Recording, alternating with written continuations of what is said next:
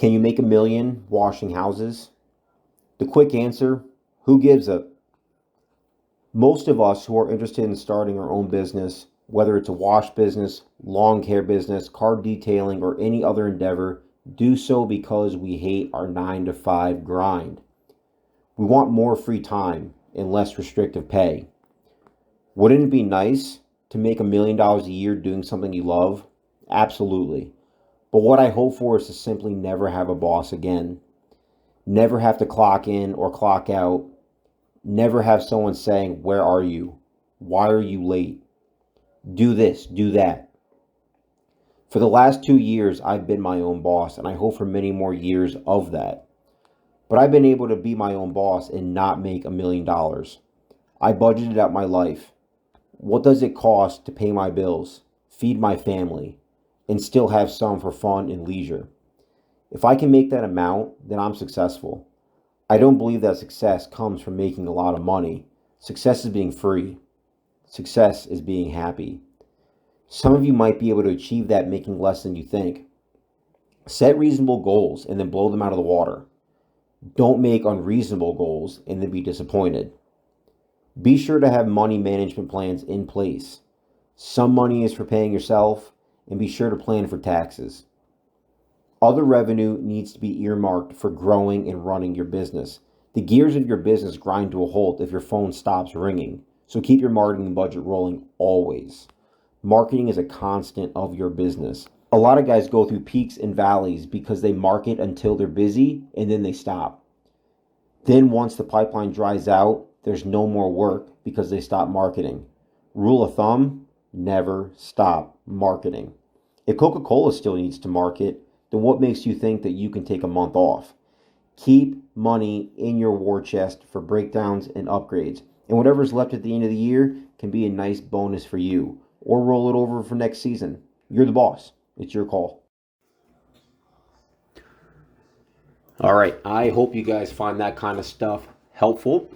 So here in this video, it's the first time for me doing a surface cleaner on a Trex deck, but I really couldn't see doing it any other way. Figured I would just give it a shot. I had done the pool deck out around this property before getting to the deck, so the surface cleaner was already out. I had the pressure set to about 2,500 PSI, and there's just a lot of area to cover here, and I'd already been here for a while. Still got to do the house after this, and did the inside. So basically on it was actually a pretty good ticket here. We did the fence inside and out, the deck, which we're obviously doing right now, the pool deck, the shed, and the house. So by the time I got around to doing this, I'm like, I'm not wasting any time. So I threw the surface cleaner up here and ended up working out really, really well. So if you guys have never done it before, I don't think I'm ever going to do a Trex deck again, at least not one that's this dirty without using the surface cleaner. It was so quick. So again, 2,500 PSI coming out of the 2 4-gallon per minute tips, since I have an 8-gallon per minute machine. And I just went around. There's obviously a lot of debris on here. I probably could have rinsed it off first or blown it off first, but at the end of the day, it all gets cleaned up. So this really saved a lot of time, and what's the other option?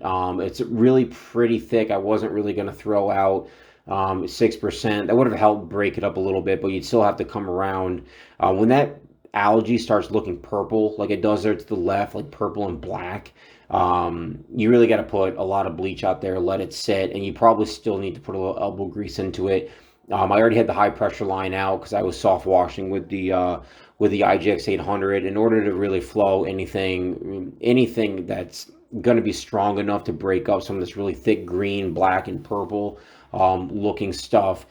I'd have to take out the 12 volt, and that's just another 200 feet of hose that I didn't really want to mess with. So instead of really pre-treating this too heavy, just put the high pressure on it, and it did a really, really nice job. Now, if this was a wooden deck, I have seen guys use a surface cleaner on wooden decks. It doesn't seem to have a problem, but again, that kind of really comes down to what kind of wood you're working with. Is it pressure treated or is it not pressure treated? And then how long has it been there? Has it been there for 20 years and they've never stained it, they've never treated it? If you got some really, really soft wood, I'd be careful with the surface cleaner. or any turbo tip or anything like that in general. I have damaged wood in the past, so I'm very careful with wood now. A lot of times I'll tell customers if I get there and the wood looks really soft and it's really dirty and you can tell that green is really into the grain, I'll tell them that I can make this look better, but I'm not going to risk causing any damage. A lot of times people will say, oh, no, it's an old deck, I just wanted to look better. Then that's fine, that's your prerogative, but I'm not touching it until you sign a liability release, what do you call it, a liability release waiver.